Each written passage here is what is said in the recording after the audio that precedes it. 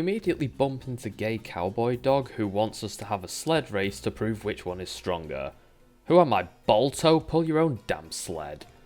This took me several attempts, but this time it's mostly due to my stupidity. Although this minigame isn't exactly the easiest in the bunch. You see, in my infinite wisdom, I thought hitting the red block on the quick time event was a bad thing, but it's actually the best possible outcome.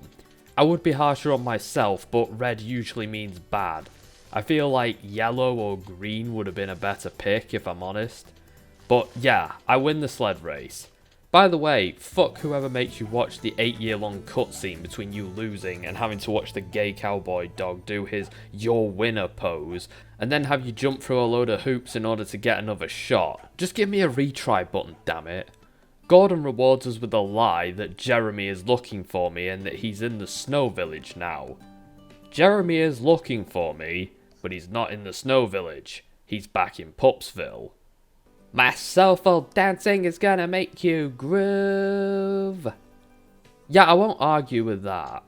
Jeremy calls forth the tides to power his staff at the beach. He also has to do this by the river, the lake, and finally the tundra. He apologises for making us go all over the world and compensates us as best he can. At least he recognises that this was a pain in the ass. It's nice when quest givers at least do acknowledge that.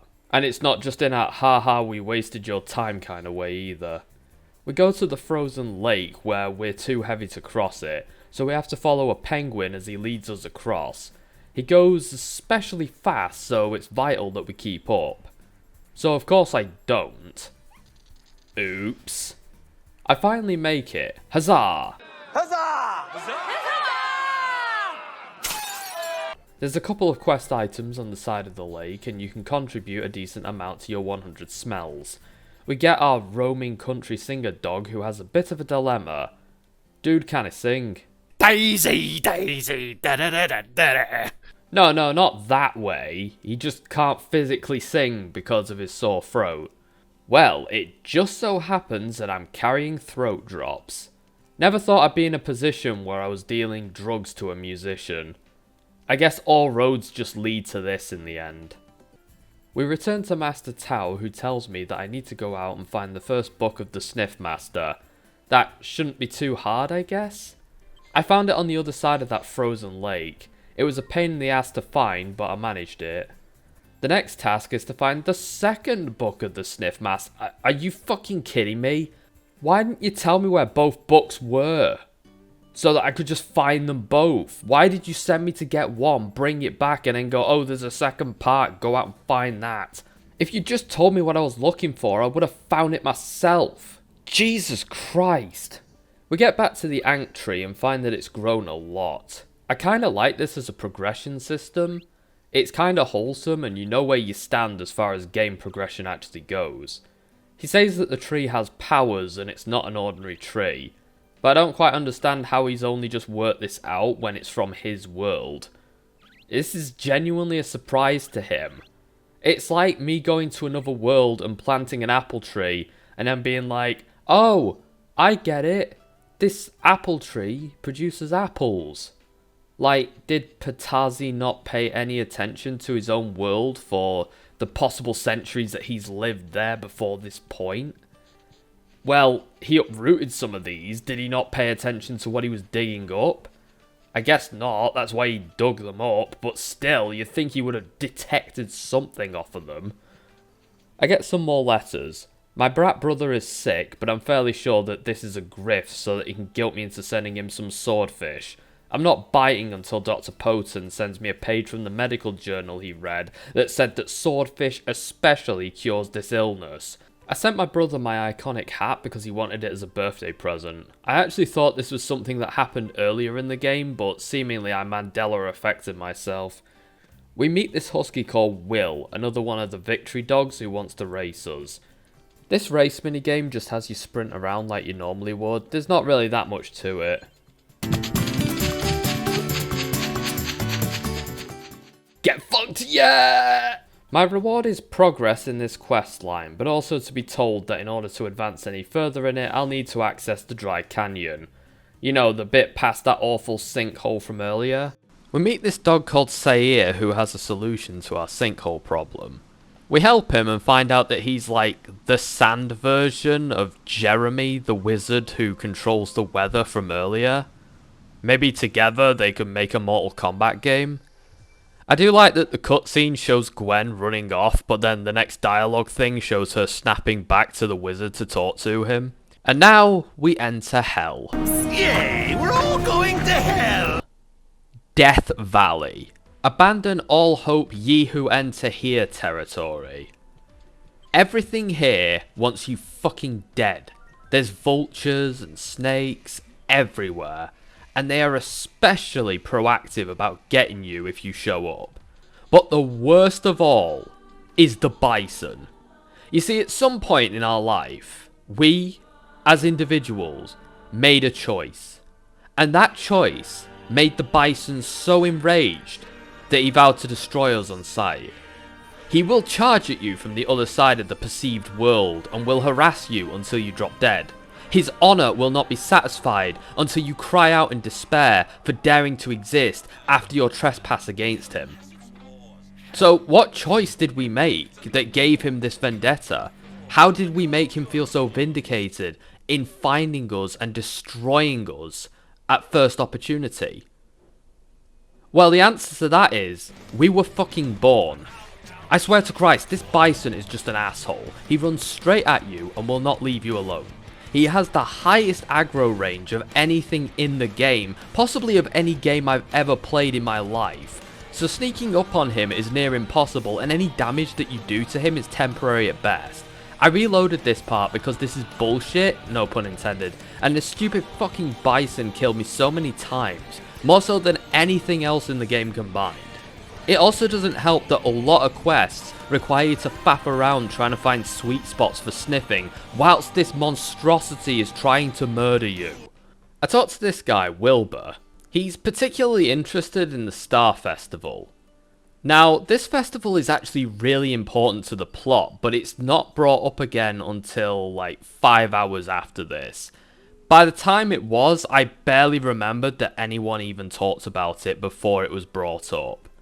Anyway, right now he wants to fly something into the sky. Now, he does describe it as a hot air balloon, and I was sort of picturing a mission like that Red Dead Redemption 2 mission. But it's more like a Chinese lantern that he wants to make. Anyway, to build it, we need to bring him some burning water. This isn't Sharknado, so where am I supposed to get that? Oh, bugger it, I'll try to find some burning water, why not?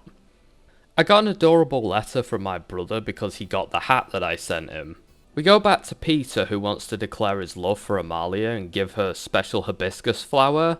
It only grows in the desert, so we'll have to head back out to find it. I go to my local bar to talk to this guy in the starry top hat. He's a circus ringmaster whose circus went to shit 5 years ago. Remember that bison buffalo thing I mentioned earlier? Well, this is where that shit becomes painful. We need to get the ringmaster's outfit, and it's found at the very heart of the bison's territory. Okay, we'll be methodical. We'll start by sniffing here and— oh, Jesus Christ! Well, I got the hibiscus flower, so that's one thing ticked off.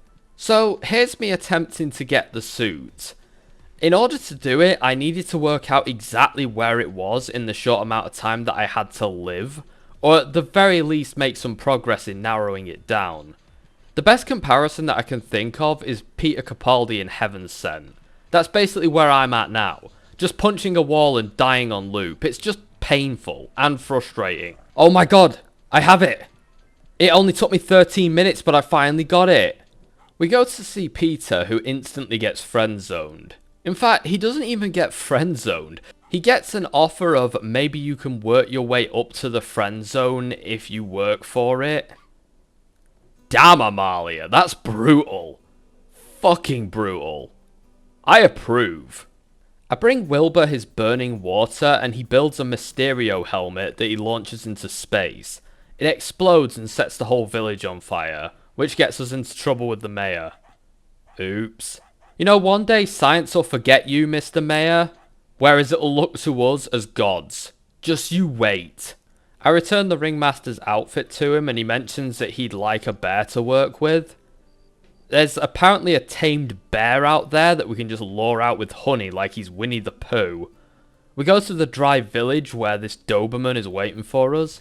He'll only endorse us if we're better at football than him.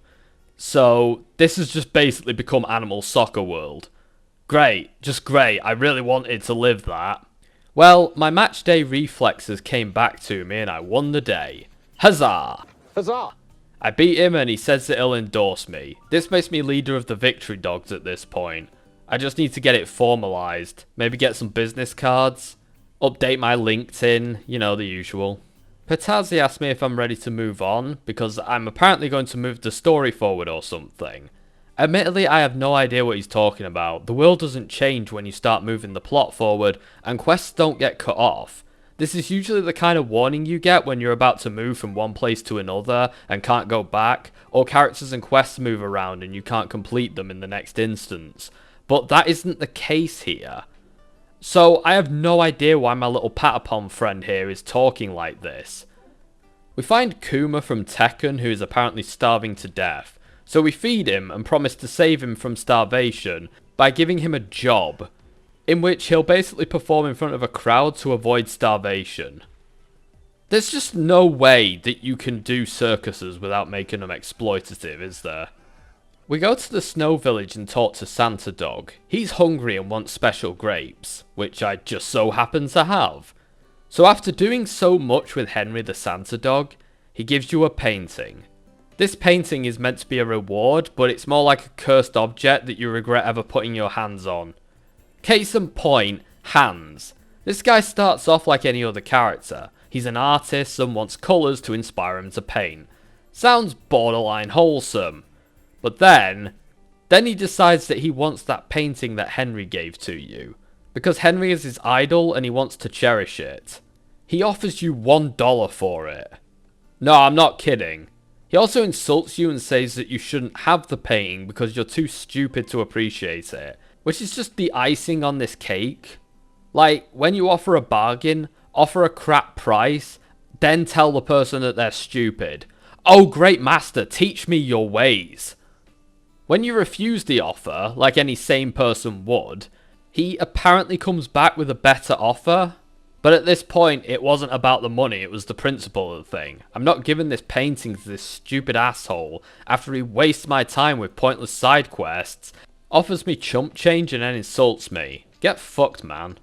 I gave it to the next person who asked for it, who had a better reason to ask for it, and he also didn't insult me. We bring the bear to our circus friend who shits a brick, but the bear is pretty reasonable about his exploitation. So this guy has several quests where he needs a role filling and you have to bring the appropriate person. You only get 2 options and it's pretty obvious. In this case, he needs the role of a singer fulfilling. Now, you might want me to select the worst person for the job because it's funny. Well, I did try that and it results in him popping off in a way that's kind of funny, but then it basically ends the quest and possibly fucks up his entire quest line forever. I wouldn't really call that worth it, so I reloaded to a previous save state and did it properly. In this case, he asked for the singer, and there's only one man who fits that bill. After all of that faffing, I returned to Victory Dog HQ. It looks like it was going to kick off, but then they begged me to be their leader. So obviously I tell them to fuck off and leave. Okay, I lied, I accepted, but I only accepted because I was expecting the game to delay itself or flat out break if you refuse. Again, Patazzi talks out of his ass and suggests that helping the dog and exploring the runic caverns is an either-or situation when it's really not. I wonder if this is how the game was meant to be at one point, but they changed it. Or if this is how it's meant to be now, but the programming doesn't reflect that. Like, maybe a 0 is where a 1 should be and it causes this to not take effect. I'm glad it didn't, honestly, as there's no reason to implement such a thing. You'd have to do multiple playthroughs then, and I can't be arsed with that. So, then we get to the romance part of the game. Yeah, the Dog Island did this before BioWare made it cool. Now, something that's kind of odd about this game and its romances is basically just how they work and how they're set up in general. Nobody is shocked when I say that your romance differs depending on your gender, but for some reason, the male dog has one romance option, and the bitch gets two possible candidates for a boyfriend. Dudes have a quantity issue, and the ladies have a quality issue when it comes to a partner. This is very reflective of real life, I'm almost impressed. The male's choice is Amalia or celibacy. This means that if you don't think that Amalia is the perfect partner, you're shit out of luck, and she'll hate you forever, and you'll just have to settle for being an incel. The girl has to choose between two victory dogs, Camus and McCoy. The Doberman footballer, or the one that looks like Dale from The Walking Dead if he was an 80s porn director. Gee, I'm spoilt for choice. Can't I have both? I kid, I don't want either. I mean, both of these guys are losers from the same gang, so my best hope is that one of them will give up on the gang bullshit and get a real job. I'm assuming that Camus is the one that will do that, as he wears a necktie, so he's at least willing to work an actual job from the looks of it. McCoy could get a career as a footballer, but that's a pretty big if.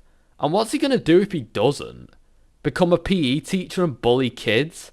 Am I going to have to nurse his bruised ego for the rest of his life? No thanks. Why can't I have a real man like Mid? He actually has a music career, he's handsome and mysterious, he's fun to be around, but no, I have to marry down. I just hope the victory dogs don't have rules against workplace fraternization. Although I make the rules now. Maybe I should add that as a rule so I can just get out of doing this. You know, I was kind of tempted to do that. Just say I won't participate in the romance thing. But admittedly, it's admittedly more content in the game. So I figured I'd go for it anyway and see where it led. I have to admit, I really hate to be the male dog more. Because I don't know what I'd do in this situation. It's basically an arranged marriage. Can I date that dancer girl, Linda? She seems fun. There's characters like Andrea and Dorothy who don't seem to be married and don't seem to be doing much with their lives. Can I not date them? I'm not saying that every character in the game should be marryable like in Skyrim. Actually, no, that's exactly what I'm saying. Hell, imagine if you could marry the princess like in Dragon Age and become king. That would have been awesome. But no, I'm here with these two losers drooling over me. And if I turn them both down, we'll have two more incels in the world. I'm taking one for the team, you all owe me. The dating mechanic is kind of nice, admittedly, where you basically go to the beach and sit there and look out onto the horizon, and you visibly grow closer to each other over time. It's the reverse of that scene setup from Citizen Kane where they drift apart visually, as well as relationship-wise. It's very deep and meaningful and stuff. You also gotta love that Camus doesn't even walk you home. He's just like, yep, that was fun, see ya. You see guys, this is something to keep in mind. You always need to go that extra mile. If you can't be asked walking her home, what else are you gonna do for her? Realistically, this is the point in the relationship where the person will do the most for you, because they're trying to keep you. If they're cutting corners now, just imagine what they're going to be like in a few years. After finding him a strong man, the circus ringmaster offers to perform for us just outside of town. How exciting!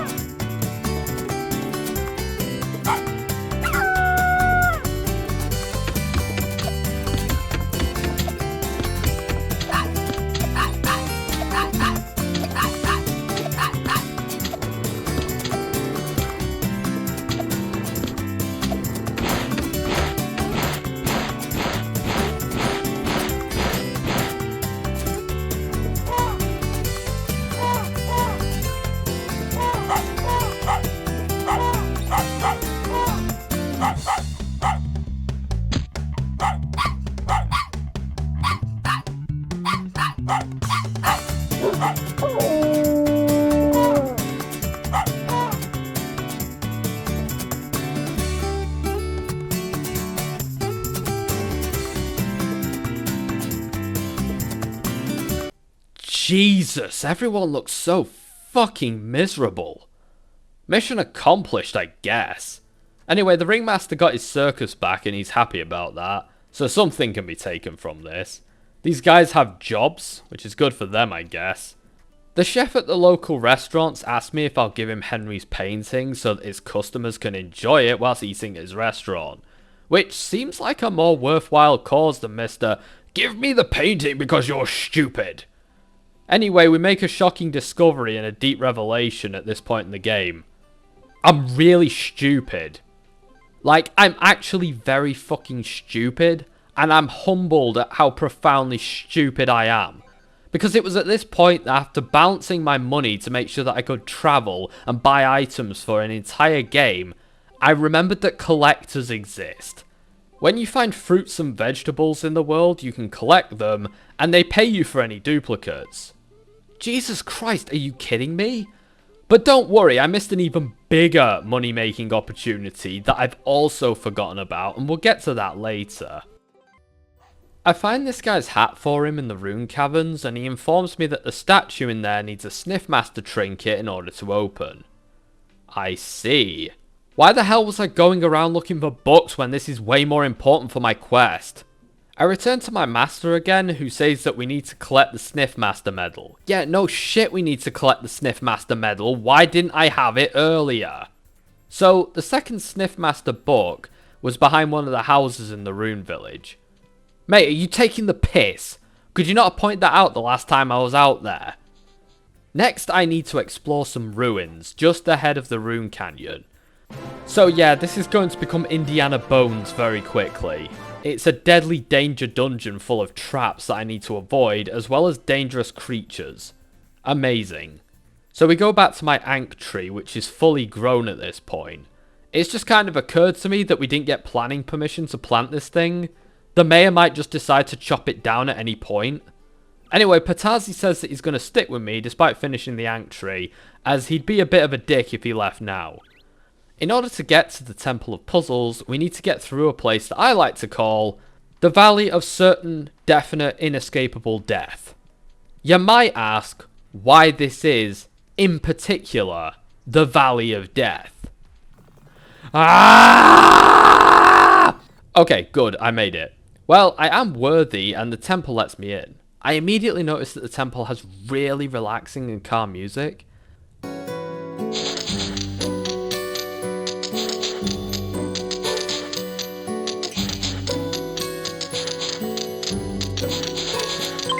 I do like the aesthetics of it, keeping well within the dog universe theme and overall looking pleasant. I come to this altar where it apparently smells of fish. I need to offer an ancient fish up to the fish god. I have to get the ancient fish from outside, which is something I didn't realise because I was too busy trying not to die. Okay, I've got the fish. Now to get further inside.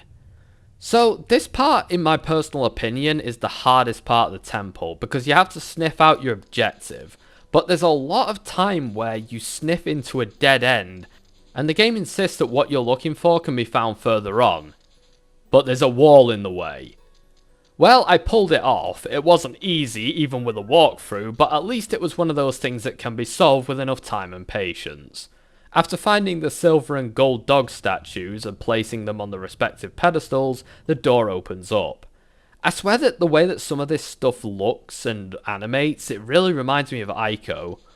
Inside, I found a Sniffmaster medal, and the game is nice enough to teleport me back to Master Tao so that he could direct me to the next part of the story. Tao explained that he was a Sniffmaster at some point, but he lost his sense of smell due to an accident. He doesn't elaborate further, unless he specifies. I'm going to assume that he was sniffing another dog's ass and he farted. If he doesn't like that, then he shouldn't vague post. So now I slot in the medal and it opens up the way, and what was blocking me before is now overcome. And inside this place is the Ancient Grove. It kinda reminds me of the Far Plane from Final Fantasy X. It might as well be heaven, as you can find almost every item in the game here. Some games have a cheat cell where you can just find every item in the game.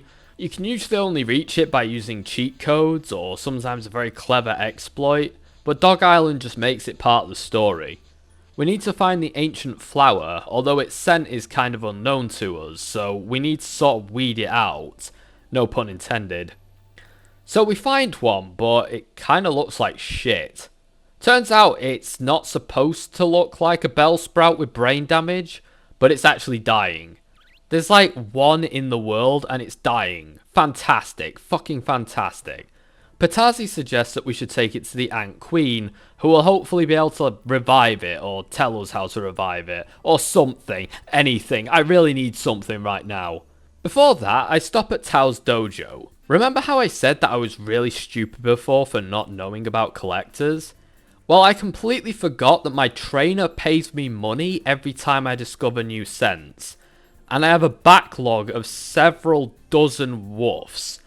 This meant that I had nearly 100 woofs that I hadn't collected from sniffing things. Oops. We got to the green meadow where the entrance to the Ankh world can be found. Apparently it was just in our backyard the whole time. I couldn't help but notice that running anywhere near this tree triggers the big endgame event. So like, you could really trigger this by accident without even realizing that you can do this. You do get the chance to back out, but still, it did take me by surprise. So this is the point in no return where things get batshit. I know this game has been totally grounded in reality and nothing weird has happened up until this point, but no, we're about to cross this threshold. You can kiss goodbye to normality and sense and logic and reason. As soon as you decide to go to the Ankh world, Sin from Final Fantasy X comes crashing down to Earth. This is a sky whale, and it's from the Ankh world. Apparently it's just decided to pop on over and fuck up all your shit. Well, I'll just leave the innocent dogs to deal with that. I've got a queen to see. I'm too important to deal with this crap. So, with the stakes so dire, we find out that the Ankh world can only be reached on the Ankh Road, which is a bunch of puzzles. First we get like an extreme hopscotch game where we have to jump on the right platform or we fall to our death. Remember, Jehovah starts with an I. Then you have to bring flowers over to a pedestal. This isn't too hard, but it is a fair bit of legwork. Then there's this one where you have to push down the right button to the right directions. Then I find a room where there's a door and a switch, but the switch is a fake switch and the real one is further back. What a pain in the ass. I open the gateway to the Ankh world and can finally advance. I just gotta not get killed by this crocodile. Shit, shit, shit, shit. So, we made it. We get right to the front door of the Ankh kingdom. And it's here we find out that the Ankhs are actually pretty racist, and that only their kind get to cross the threshold. Oh, I see how it is. Alright. Alright. Yeah, I see how it is. It's fine. Thus emerges the Ankh Queen. I wonder how the Ankh world works. Does the Queen just have time for everyone, or is Patazi special? Maybe there's not many Ankhs in the Ankh world, so she's more like a glorified mayor. So she goes on to explain that the Earth is basically protected by this magical rock layer that deflects asteroids, and the planet is under constant bombardment. The actual layer, this outer crust, has eroded to shit over several thousands of years, because the dogs stopped taking care of it with a festival. This is actually the festival that the hot air balloon dog was trying to do, but its importance was a lot more than we originally thought. I swear, this game has just turned into a Final Fantasy game just within minutes. So, the shooting stars and the meteor storms were apparently a part of this. Remember that from 13 hours ago? Yeah, that was basically the world screaming, "I'm dying from meteors bombarding me. Please do the little happy cheer, doggos, or we're all going to die." And we didn't listen because we're too caught up in ourselves and dog politics and bugs and a circus. This says a lot about society or something. So apparently Mother Nature is letting us die because we don't appreciate her enough. Okay, that's a bit of an overstatement and is not entirely taking into account the motives, but that's the way I'm going to push it forward. One thing that she mentions here is that the dogs are wandering into the Ankh world. This is kind of important and will be brought up later. This is also why the whale is fucking shit up back home. It tumbled out of the Ankh world to cause endless devastation in the dog world. The dogs need to host the Star Festival now in order to save things. Seems a simple fix, but sure. The idea of this is that there's a sort of rally for Mother Nature, and it basically convinces her to do her job. This might seem like a bit of an ego thing, but then again, if you never get acknowledgement for your work, you're going to start slacking at some point. It's all starting to make sense, at least. So, inside the Kunka ruins is a magical stone of the heavens. This was referenced earlier. You might remember, but I won't blame you if you don't. So, I guess we just need to do one more Indiana Jones adventure before we find it. Anyway, she's nice enough to send you to the Kunka ruins and save you a trip. Here we have to look for the Stone of the Heavens before the universe ends. Well, I'm glad there isn't too much pressure here. You have to avoid these satanic red snakes that insist on getting in your way constantly. But nothing is as bad as the bison, so you're mostly fine. Okay, just gotta get around. Ah, shit. Okay, so this is one of those leap of faith puzzles. It's not as bad as the one from Dragon Age Oranges, where I legit have to fuck around and find out for what feels like years in order for it to work. Christ, that part of the Andraste questline still haunts me to this day. I have to find the button to this door, but can't seem to find it for ages. It doesn't help that when you think you're getting closer, you get attacked by snakes. But after 10 minutes of nearly getting murdered by snakes, I managed to find it. Next, you need to catch an ancient fish. At this point, I'm not sure why, but the opportunity has presented itself, and the last time it passed, it was somewhat painful to rectify. So I'm not taking any chances. We're getting an ancient fish. This is like a bathroom before a very long trip. Even if we don't need to go, we're going. You see, what did I say? Ancient fish opens the way again, and it was pain-free this time. So next we open the way to the final boss fight. Yes, there is a final boss fight. And yes, it's nuts. So in another scene reminiscent of something from Ico, we see the thing we want and rush towards it, only to find that the earth is now rumbling. At first we think it's like the room is shifting, but no, something's coming. I'm a motherfucking T-Rex! Rex. I'm a motherfucking T-Rex! Rex. I'm a motherfucking... Yes! The final boss of this game is a reanimated T-Rex skeleton. Just take a moment, right, and look at the cover of this game, and tell me who the fuck could predict that? I sure as hell didn't. It also sounds like a cougar for some reason.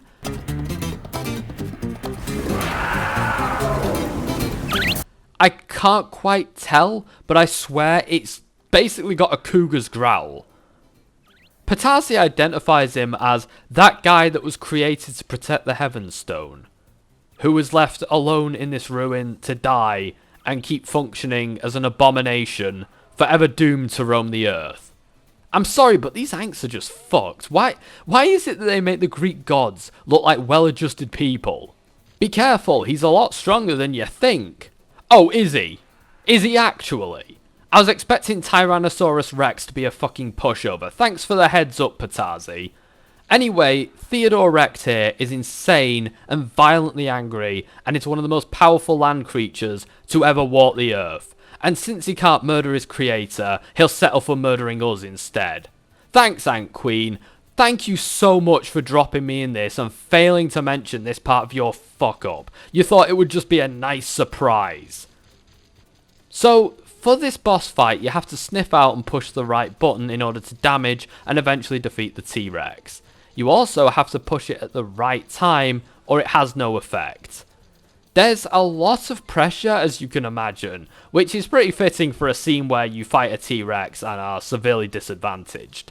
It kind of reminds me of something from Peter Jackson's King Kong, only this is somehow more terrifying.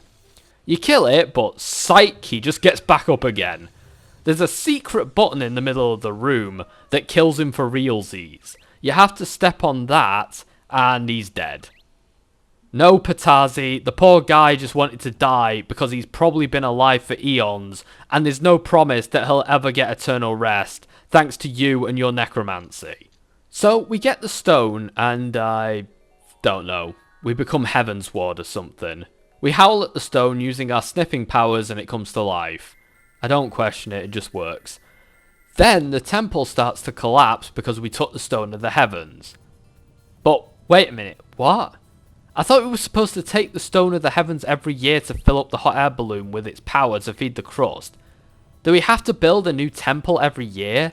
Is the fact that they put this in a temple that falls apart as soon as you take it the reason that we stopped doing the festival? I'm really confused. Actually, I do sort of have a theory as to what's actually going on here. I wonder if the dogs actually rebelled against the Anks at some point and buried the Heaven's Stone down here so they didn't have to play by their rules anymore. It's the only thing that I think fits all of this together.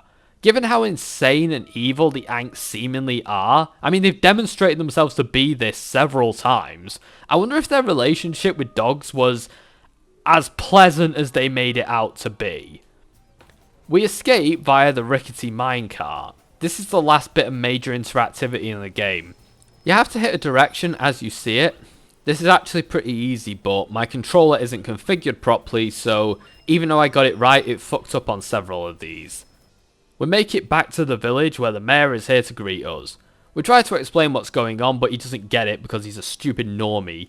So we use the Heaven's Stone to make it so that he can see Patazi, as can all dogs now. Patazi explains everything again, and because he's a tiny man whose existence everyone doubts, they believe him. And now we can just, do the festival. Luckily, Wilbur knows just what to do. Wilbur explains that he knows the Star Festival well, but he can't perform it in this weather. Thankfully, Jeremy is here to do his little rain dance and get rid of the rain. You'd think that he'd do that by now anyway, given that this is far from a natural event. But whatever, I guess he was just waiting for someone to appreciate him.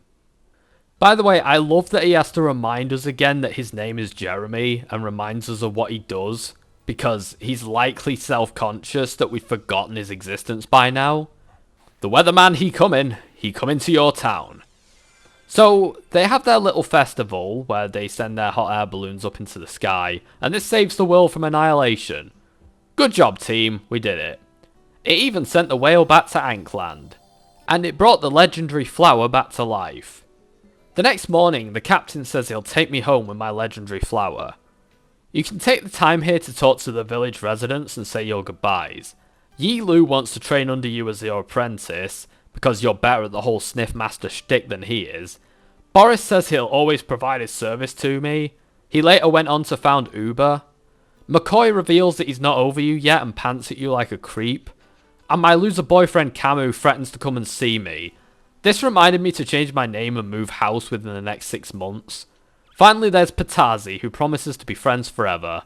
And then the credits roll, and the aftermath kinda plays out. You go home, give your brat brother his cure. Patazi gets to go back to the Ant Kingdom as acknowledged and valued as a person for once in his life. Gwen randomly howls in her house. And then we get a nice slideshow presentation of all the great moments we've had. Don't go anywhere because there is a post-credit stinger. Yeah, and it's a good one, it's not just Chris Pratt eating cereal. So, in the post-credit stinger, there's a knock at the door. I was terrified for a moment, I thought Camus found us. But no, it's a border collie in a hat, scarf and glasses. It's Doluk! Wait, who the shit is Doluk? Let me just check the wiki. It's Gwen's dad!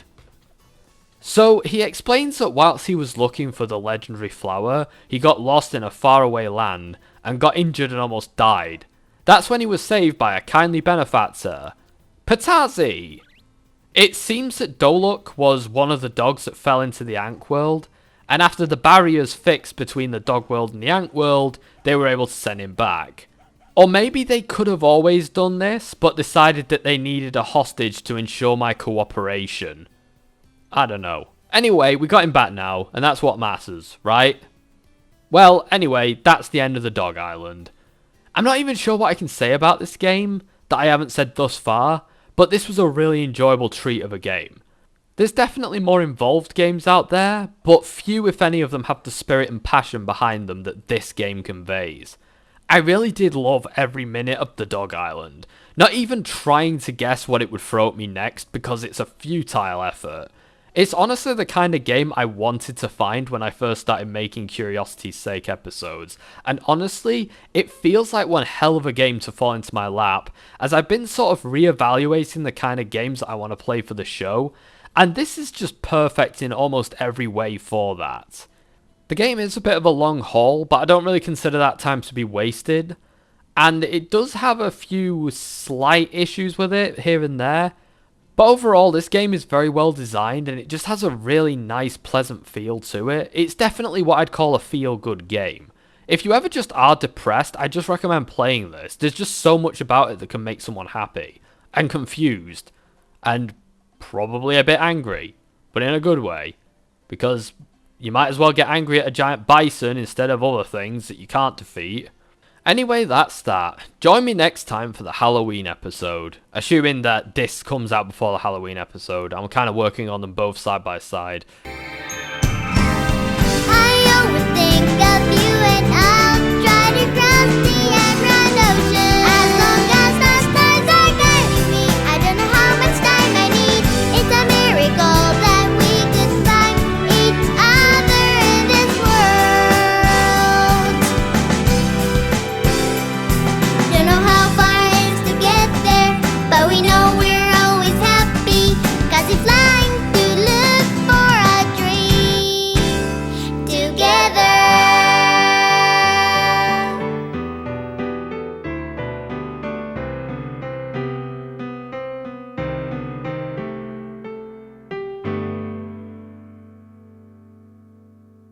Professor Curious is okay.